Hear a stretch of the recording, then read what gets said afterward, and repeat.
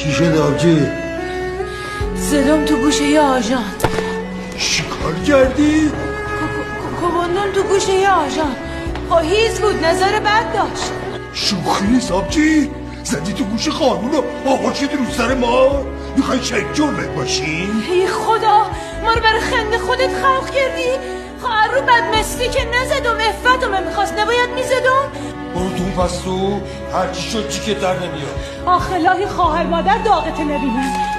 ظاهرا دوت خیلی کلفته. حالا که فهمیدی؟ با در روش بردار. زانی که کجاست؟ آره با کلانترت بیاد که روشونش